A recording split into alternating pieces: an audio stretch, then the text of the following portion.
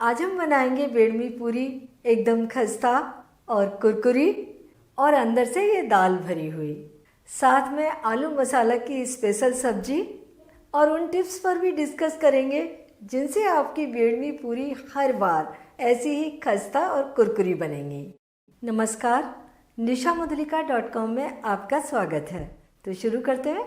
सबसे पहले डो बनाकर तैयार करते हैं। तो ये गेहूं का 1 कप आटा वज़न में 150 ग्राम, आधा कप सूजी वज़न में 90 ग्राम, नॉर्मल सूजी है, इसकी जगह आप बारीक सूजी भी ले सकते हैं।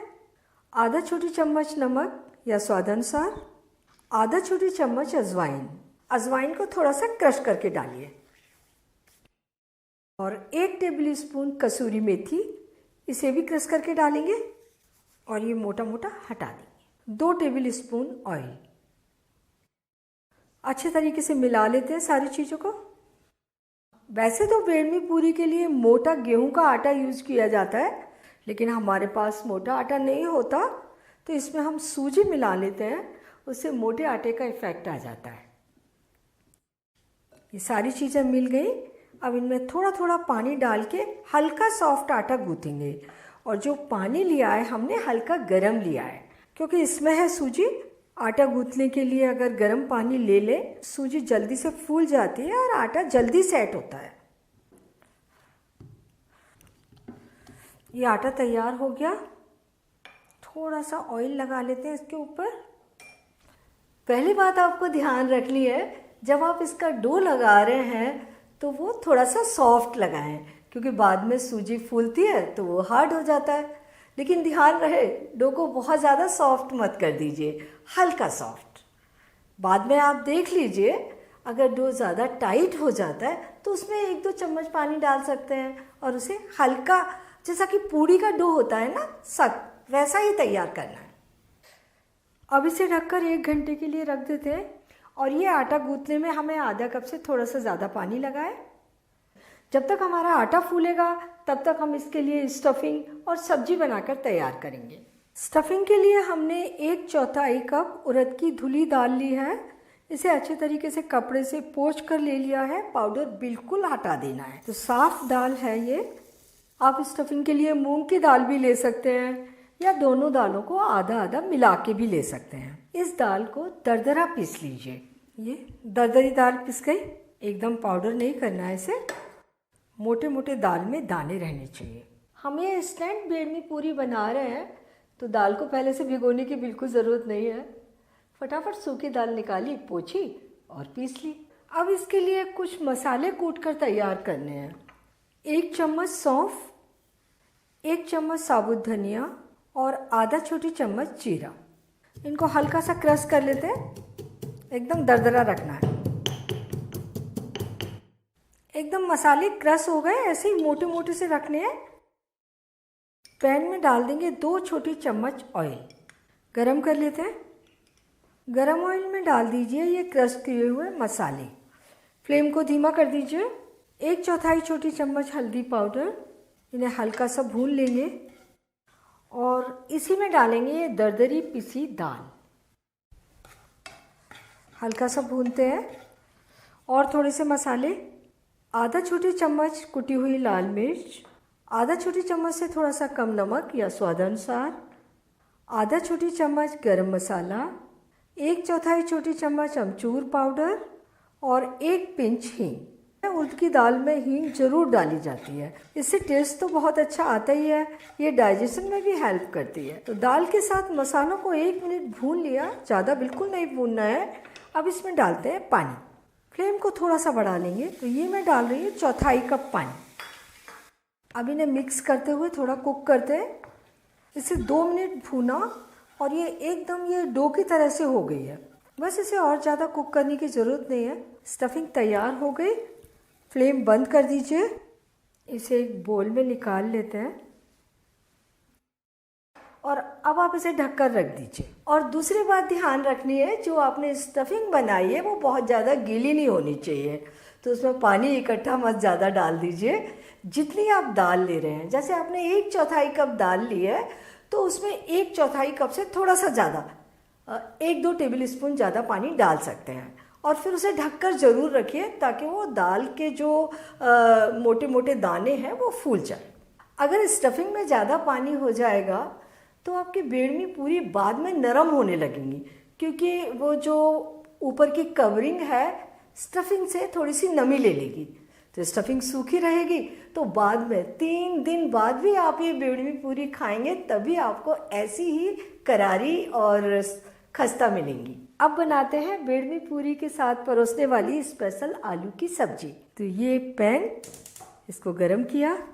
अब इसमें डाल दीजिए 2 टेबल स्पून ऑयल।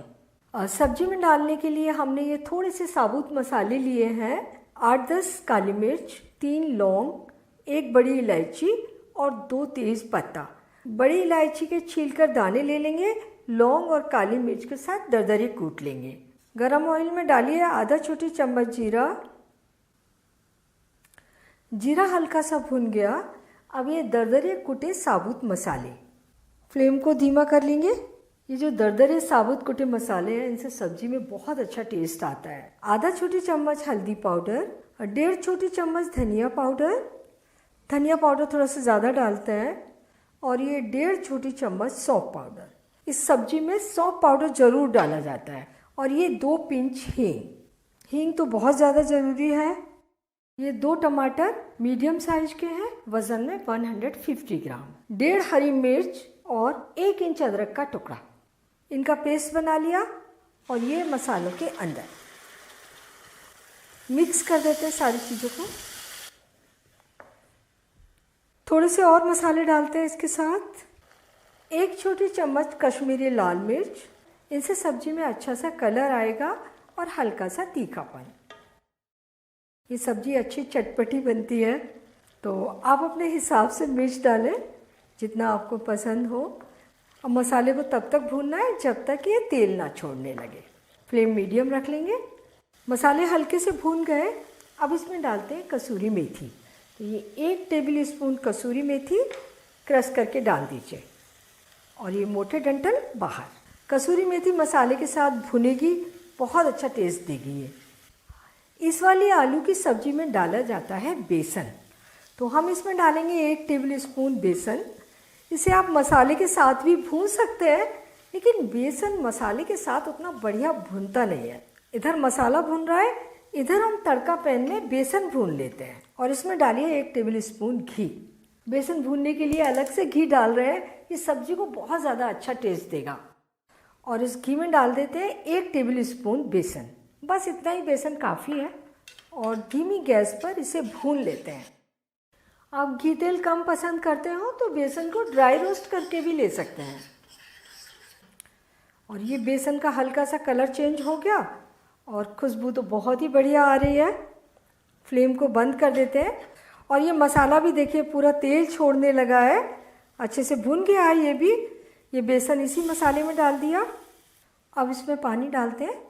तो 1 कप पानी डाल दिया और फ्लेम मीडियम कर देंगे और इसमें उबाल आने देते हैं।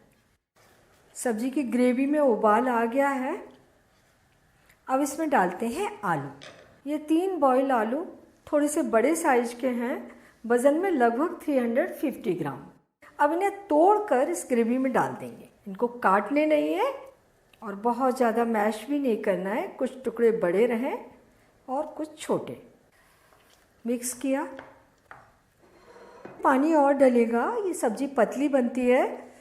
तो ये दूसरा, और ये हो गए 3 कप पानी। और अभी तक हमने इसमें नमक नहीं डाला, फटाफट नमक डाल देते हैं। ये 1.25 चम्मच नमक या स्वादानुसार। और ये आधा छोटा चम्मच अमचूर, जिससे सब्ज़ी थोड़ी सी खट्टी भी बनेगी। और ये आधा छोटी चम्मच गरम मसाला और 1-2 टेबल स्पून हरा धनिया बारीक कटा हुआ। सारे मसाले सब्जी में डाल दिए। अब इसमें उबाल आने देता है।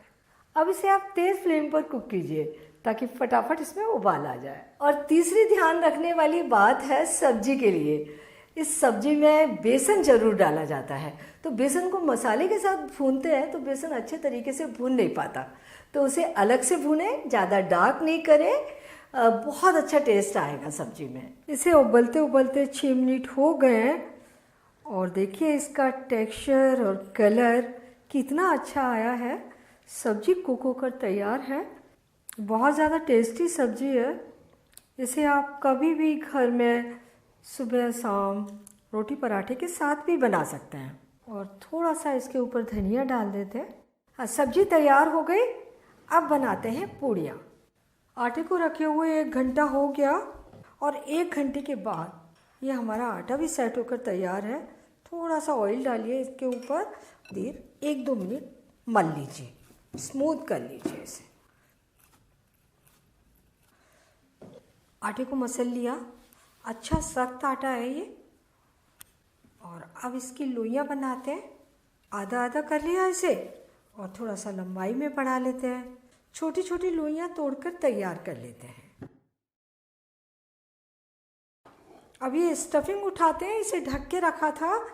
ढक के रखने से जो दाल के छोटे छोटे से दाने हैं वो अच्छे से फूल जाते हैं। और देखिए कितनी सूखी स्टफिंग तैयार हो। इसे पतला बिल्कुल नहीं बनाना है, ऐसे ही सूखा सूखा सा ही रखना है, लेकिन दाल के दाने गले होने चाहिए। और इसे अब चम्मच से थोड़ा सा क्रश कर लेते हैं। तो अब इन्हें स्टफ़ कर लेते हैं।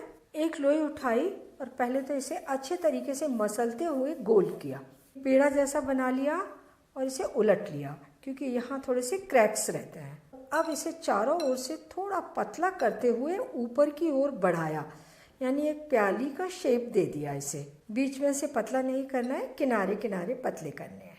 और अब इसके ऊपर रखिए 1 चम्मच स्टफिंग। और अब चारों ओर से इस आटे को इस तरीके से ऊपर करते हुए स्टफिंग को नीचे दबाइए उंगली से और आटे को ऊपर की ओर ले जाइए और सारे आटे को इकट्ठा करके मिला दीजिए।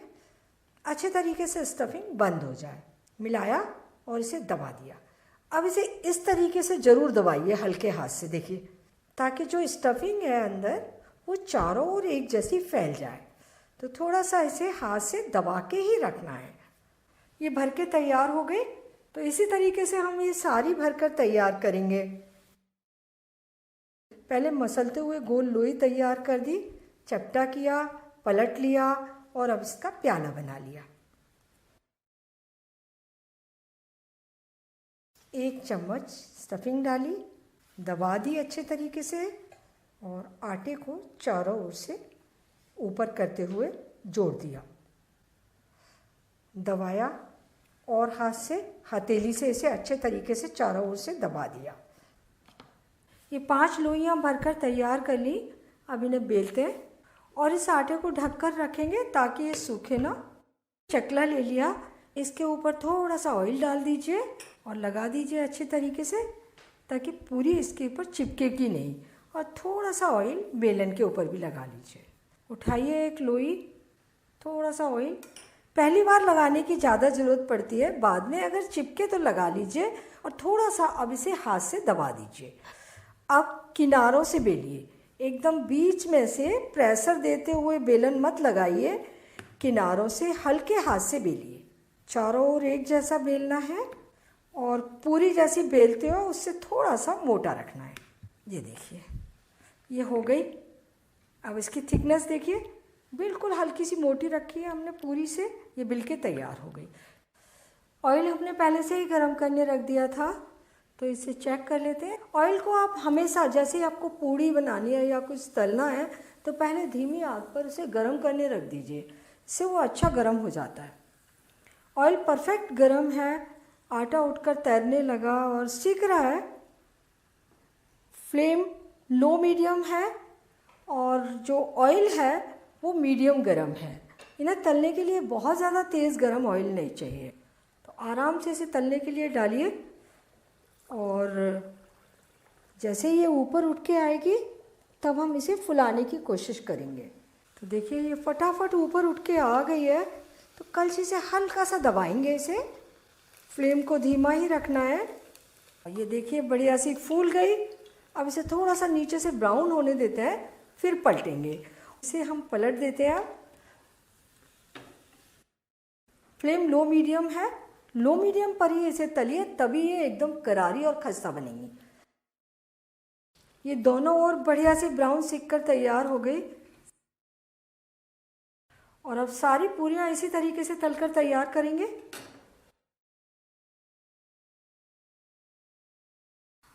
अब इधर पूरी सिकती है, जब तक आप बेलकर दूसरी पूरी तैयार कर लीजिए।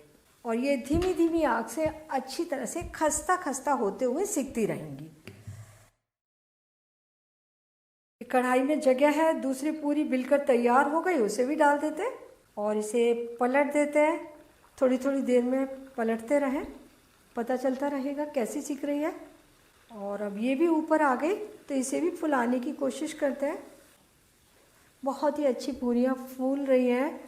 अगर तेल का टेम्परेचर सही है, आटा सही गुथा है और आपने बेला एकदम से सही है तो पूरियाँ ऐसी ही फूली फूली बनती हैं। और ये वाली पूरी दोनों ओर से अच्छी ब्राउन हो गई। सारी लोइयाँ पहले ही भर कर रख लें तो बेल कर बहुत जल्दी जल्दी सिक जाती हैं, बहुत ज़्यादा टाइम नहीं लगता। चौथा टिप है, पूरी तलते समय ऑयल मीडियम गरम हो और फ्लेम हमारी लो मीडियम हो। वैसे हम सादा पूरी तलते हैं, तेज़ फ्लेम पर तलते हैं, अच्छा गरम ऑयल होता है क्योंकि वो हमें फूली फूली सॉफ्ट बनानी होती है। ये बेड़मी पूरी एकदम अलग है, ये हमें खस्ता और कुरकुरी बनानी होती है। और खस्ता कुरकुरी बनाने के लिए हमें फ्लेम लो मीडियम चाहिए, तेल मीडियम गरम चाहिए। और जब आपको लगे कढ़ाई ज़्यादा ठंडी हो रही है तो फ्लेम को थोड़ा सा बढ़ा लीजिए, क्योंकि फिर ज़्यादा ठंडी कढ़ाई होगी तो पूरियाँ फूलेंगी नहीं। इतने डो से 11 से 12 बेड़मी पूरी बनकर तैयार हो जाएंगी। बेड़मी पूरी बनकर तैयार है और ये तो आपने देखा ही, ये कितनी खस्ता और कुरकुरी है। और स्वाद तो ऐसा है, इसे आप एक बार बनाकर खा लेंगे तो आप इसके दीवाने हो जाएंगे और इन्हें बनाने में आपको कोई दिक्कत नहीं आएगी। वीडियो में जो हमने 4 टिप्स डिस्कस किए हैं उनको ध्यान में रखते हुए आपने बनाइए, आप बहुत अच्छी बेड़मी पूरी बनाएंगे। बेड़मी पूरी मेरी पसंदीदा डिश है। मैं जब भी अपनी माँ से मिलने जाती थी वो अपने हाथ से बेड़मी पूरी मुझे बनाकर खिलाया करती थी, लेकिन वो अब नहीं है। तो अब जब मैं जाती हूँ तो मेरे पापा बाज़ार से मंगवा कर मुझे बेड़मी पूरी खिलाते हैं। तो आप इसे ज़रूर बनाइए, खाइए और अपने अनुभव मेरे साथ शेयर कीजिए और मुझे बताइए कि मुझे आपके लिए और क्या बनाना है। अगर मेरा चैनल आपने अभी तक सब्सक्राइब नहीं किया है तो प्लीज़ तुरंत कर लीजिए, बेल आइकन भी दबा दीजिए ताकि मेरी नई आने वाली रेसिपीज़ के नोटिफिकेशंस आपको मिलते रहें।